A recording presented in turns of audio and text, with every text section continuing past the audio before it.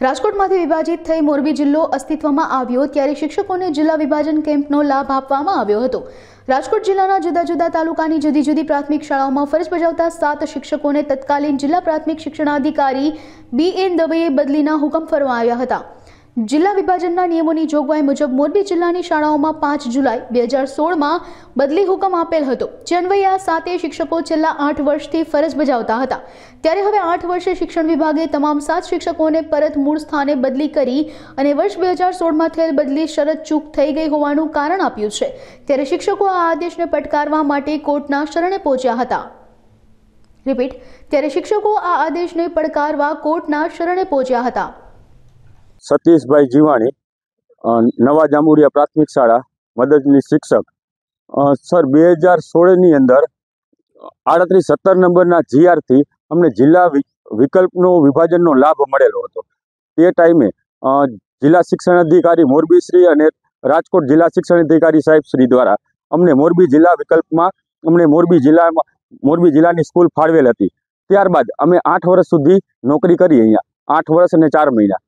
2 તારીખ અને 2 ડિસેમ્બર 2024ના રાત્રે 12 વાગે અમને મોરબી જિલ્લા શિક્ષણ અધિકારી શ્રી દ્વારા રાતે તાત્કાલિક છૂટા કરવામાં આવ્યા અને એવો આદેશ કર્યો કે જે તે વખતે શરત ચૂકથી તમારી બદલી થઈ હતી।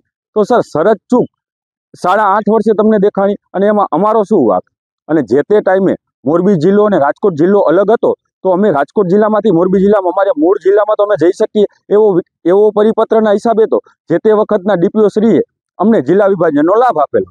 તો હવે અત્યારે અમારે શું કરવાનું? અમારે અહીંયા અમે સેટલ થઈ ગયા છીએ, અમારા મકાનની લોન હાલે છે, અમારા છોકરા અહીંયા ભણે છે, તો આ બધાનું શું કરવાનું? એટલે અમે અત્યારે હાઈકોર્ટમાં પિટિશન દાખલ કરેલી છે। જે તે ટાઈમે ત્યારે દવે સાહેબ હતા DPO શ્રી, એટલે કોઈ શરત ચૂક નથી। ત્યારે પણ નિયામક શ્રીનો પરિપત્ર એવો જ હતો સર। પહેલો જ મુદ્દાની અંદર એવો ઉલ્લેખ કરેલો છે કે મૂળ જિલ્લામાંથી નવરચિત જિલ્લામાં અને નવરચિત જિલ્લામાંથી મૂળ જિલ્લામાં તમે જઈ શકો। તો અત્યારે તમે 2022માં નવા નિયમ પ્રમાણે હવે એવું કહે છે કે એની અંદર આમાંથી મૂળ જિલ્લામાંથી નવા જિલ્લામાં ન જઈ શકે। હવે અત્યારે આવું અર્થઘટન કરે છે। હા સર, હમણાં તાજેતરમાં નામદાર હાઈકોર્ટે સાબરકાંઠામાંથી અરવલ્લી જિલ્લામાં જવા માટે 293 શિક્ષકોના ઓર્ડર કરેલા છે। તો અરવલ્લી સાબરકાંઠા એનો મૂળ જિલ્લો અને અરવલ્લી નવરચિત જિલ્લો, જે અમારા મોરબી માટે પણ એવું જ છે કે રાજકોટ અમારો મૂળ જિલ્લો અને નવરચિત જિલ્લો મોરબી। તો અમારા માટે આવો અન્યાય કેમ? કોર્ટમાં સર અત્યારે અમે નામદાર કોર્ટશ્રીને એવી વિનંતી કરી છે કે 8.5 વર્ષે આ ચુકાદો તમે 8.5 વર્ષે આ નિયમ આપે છે અને એમ કહે છે કે અમારી શરત ચૂકથી આવું થયું છે, તો આના માટે યોગ્ય ન્યાય કરો। એકને ગોળ તો બીજાને ખોળ કેમ? દિનેશ વરસોલા, અધ્યક્ષ રાષ્ટ્રીય શૈક્ષિક મહાસંઘ મોરબી જિલ્લો। વર્ષ 2013માં મોરબી જિલ્લો રાજકોટ જિલ્લાથી અલગ થયો અને 2015માં મોરબી જિલ્લા શિક્ષણ સમિતિ અસ્તિત્વમાં આવી અને 2016 સરકારશ્રીના નિયમ મુજબ શિક્ષણ વિભાગના ઠરાવ મુજબ જે તે જિલ્લામાં ફરજ બજાવતા શિક્ષકોને પોતપોતાના જિલ્લામાં જવા માટે જિલ્લા વિભાજનનો વિકલ્પ આપી અને એમને મૂળ જિલ્લામાં જવું હોય તો એ રીતે છૂટ આપવામાં આવેલી હતી।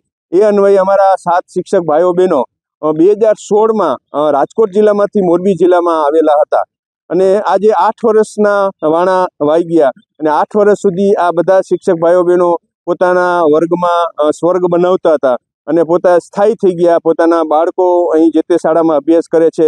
ઘણા બધા શિક્ષકોના બાળકો બોર્ડની પરીક્ષામાં અત્યારે આપવાની તૈયારી કરી રહ્યા છે। ત્યારે હમણાં જ માનનીય નિયામક શ્રીના આદેશથી આ 7 શિક્ષકોને રાજકોટ પરત મૂકવાનો હુકમ આવતા મોરબીમાંથી એમને રાતોરાત રાજકોટ જિલ્લામાં પરત મૂકેલ છે, જે અન્યાય કરતા છે અને આપણું ભારતનું ન્યાયતંત્ર ન્યાયપ્રિય છે।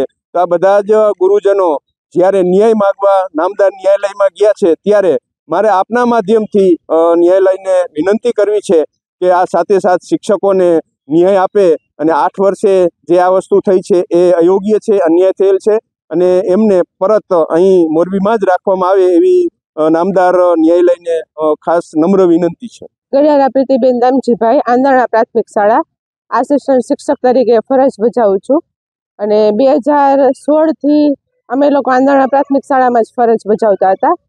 પહેલાં 2015માં અમે લોકો રાજકોટ જિલ્લામાં ફરજ બજાવતા હતા। ત્યારબાદ બંને જિલ્લા અલગ પડ્યા એટલે સરકારશ્રીના પરિપત્ર 4/6/2016ના અનુસંધાને અમને લોકોને જિલ્લા વિકલ્પનો લાભ આપ્યો અને વિકલ્પ સ્વીકાર્યા અમે લોકો મોરબી જિલ્લામાં આવ્યા। પણ 2/12/2024 રોજ રાતોરાત કે આ વિકલ્પ તમે ખોટો લીધેલ છે એવું કરી અને મધ્યરાત્રિ અમને છૂટા કરી દેવામાં આવ્યા નિયામકના ઓર્ડરથી. નિયામકે ડીપીઓ બેનને ઓર્ડર કર્યો, બરાબર, અને એના ઓર્ડરથી અમને લોકોને છૂટા કરી દેવામાં આવ્યા. અમે લોકો કોર્ટમાં રજૂ કર્યું છે અને ન્યાય માંગ્યો છે.